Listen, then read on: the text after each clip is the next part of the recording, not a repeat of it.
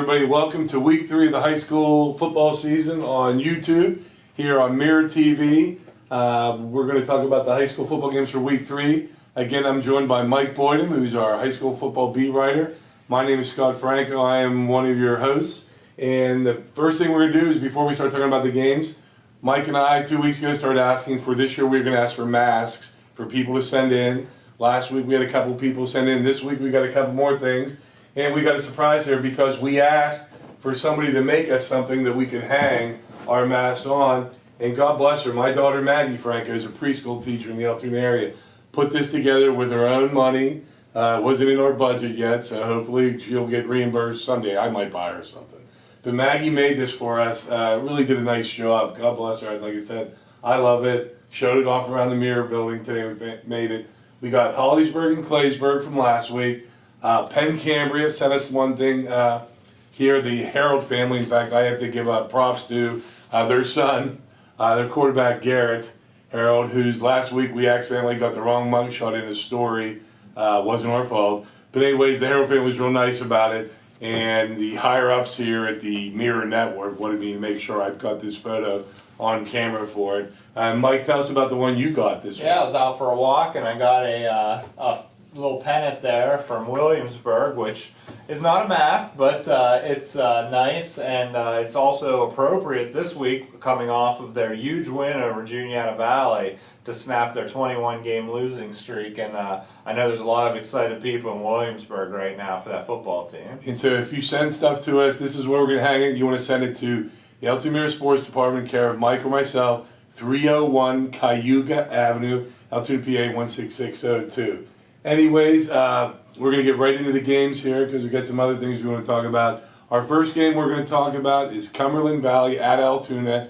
Even though it's week 3, it's week 1 for those two teams. Mike, what are you expecting this game? Well, first of all, how great is it that there's going to be fans in the stands? Up to, over 3,000 people could be there. Altoona's going to be letting the people in. And it's just, talking to Athletic Director Phil Riccio, it's just really important to him, he thought, to have the parents there and just the community. He thought it was so important for the healing of everyone to get people in there. And what better place to get them in at Mansion Park? I mean, it's 10,000 plus, 10,000 plus seating. You can definitely distance 3,000 people in there, and plus Cumberland Valley is going to get a chance to get some parents in there too, which I know you appreciate. Because there are some parents I know as of Wednesday, Palmyra High School is hosting Holliesburg. No parents from Holliesburg, nothing from Holliesburg, no media. The Mirror was trying to cover that game. We're not even allowed down there to cover it. That's just how strict they are down there. So, yeah, I got to think kudos to the Altoona School District for not only letting in the Altoona people, the band people, the Lioneers, which you had in your story, cheerleaders, but Cumberland Valley people get in.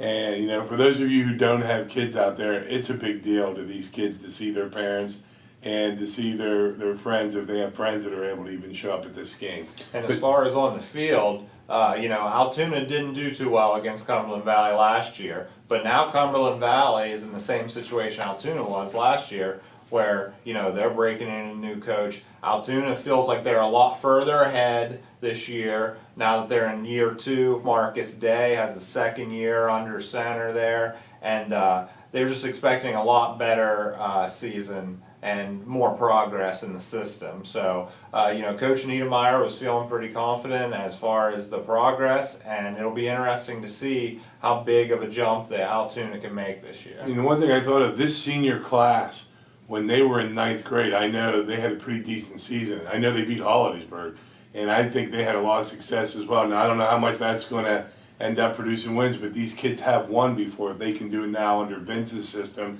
which they now have 2 years in. Wouldn't that be great for them to experience? Game 2, Cambria County battle, Cambria Heights at Penn Cambria, and Mike and I were talking earlier, before Cambria Heights would have been the favorite, now Penn Cambria 2-0, off to a great start. Yeah, and what's been most surprising about Penn Cambria is we knew their offense was going to be good with, the quarterback Harold there, and they had so many returning receivers and just put up points really easily last year, but the defense really struggled. It was among the worst defenses in the Mirror's coverage area. Coach Felix said they were going to work on it all off season, and it's paying off so far. I mean, they've played really well, and I picked Cambria in this game, whereas, like I said, at the beginning of the season, I probably would have picked Cambria Heights. And Cambria's won their both games kind of convincingly too. They haven't been close, which and Cambria Heights now. Cambria Heights has a good run game, right? Yeah. But they got to be thinking they got to stop Harrell. And Cambria Heights has a good running game, but Cambria just beat Somerset, which has a huge offensive line, and they were still able to beat them. So it's going to be a challenge for Heights, who's coming off a loss. Our third game is another Cambria County battle, Central Cambria, which I believe is 2-0. Yeah. When's the last time? That's going to be in Mike Boytim's stat somewhere. The last time they were 2-0. Well, they were 2-0 last year, actually. Oh, okay. But then things didn't go too well after that. And they're at Johnstown, which is Johnstown's record. Johnstown's winless. Okay, so you would think without jinxing Central Cambria, this could be a great spot for them to continue what they've done these first 2 weeks. And the big reason I put this on there is because this game, if Central Cambria wins this and Cambria wins their game, next week they play each other. That's going to be our centerpiece. It could be 2-3-0 teams playing each other, and who at the beginning of the season would have thought that with Cambria and Central Cambria? So, Shane McGregor's doing a great job there. They're breaking in a lot of new players. They lost some players like their running back Long last year, who was a key part for them, but they've transitioned into this younger group, and they're doing a really good job, and they've been explosive so far too. So yeah, it's exciting up in Cambria County right now. And the name we'll mention here a little bit in the show, that Hobbs Dell, I think he's one of our leading rushers in the area after 2 weeks. Yeah. Our next game is a game that we alluded to earlier here when we were doing the display. Williamsburg at Tussey Mountain. Williamsburg coming off a win over Juniata Valley, in which things did not start well for them in that game, but they ended up holding steady, and they won the game. And I think it surprised a lot of us in the newsroom last Friday night. But Tussey Mountain, since one of my favorite coaches' names, Coach Sotosante, has been there. They've just been good. They've just been consistently good. And Williamsburg has to go on the road now. How tough is this going to be for Williamsburg? Yeah, it's just a new challenge.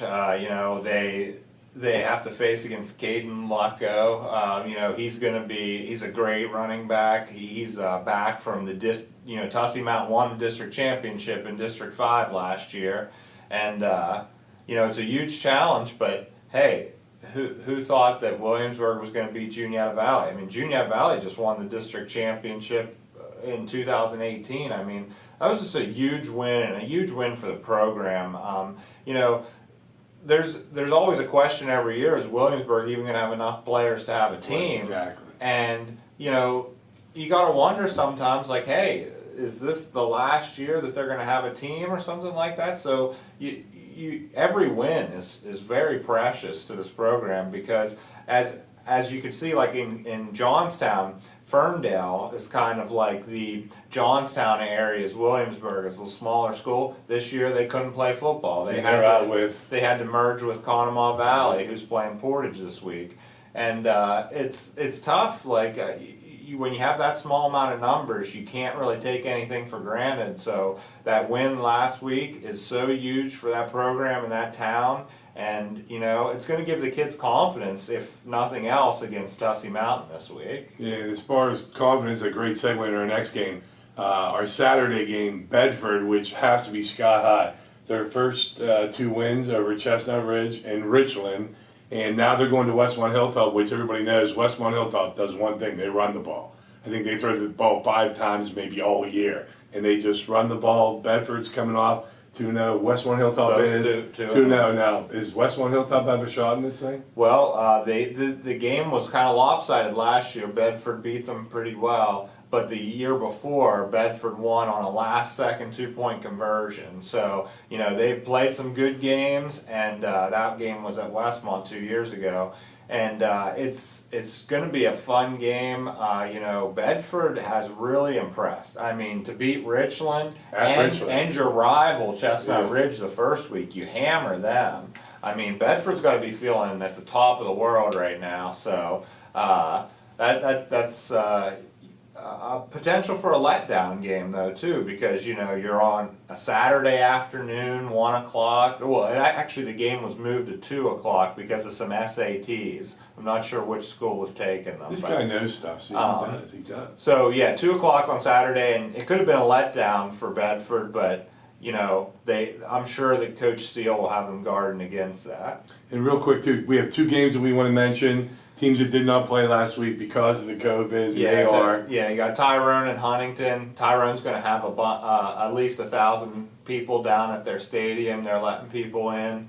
And they didn't get the chance to play last week. And PO is going to be hosting Central. I know PO was supposed to have their senior night last week, so maybe they'll be having it this week against the Scarlet Dragons. And hey, neither one of those teams has a loss because PO had beaten Huntington in their first game. And they were really ready to build on it and see how good they are. Now to face a Central team, it's going to be really hard. We're going to find how much Jeff Roman has got that team turned around. Real quick before we say goodbye, just because we like to have fun with the show, we don't want to just be about stats.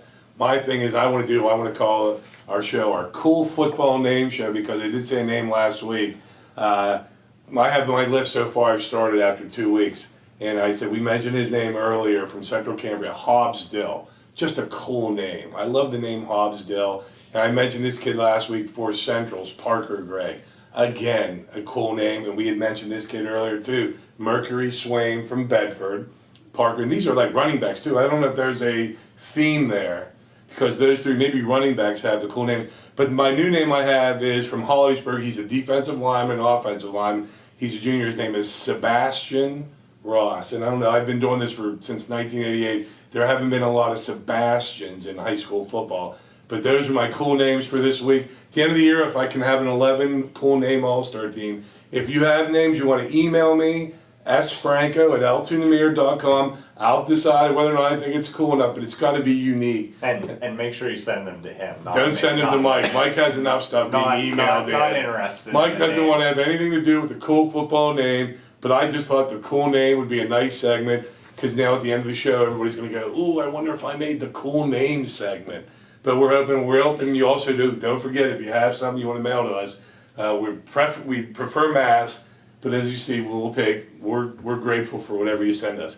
But again, and one more thing I got to read to you, because now we're getting really big time here.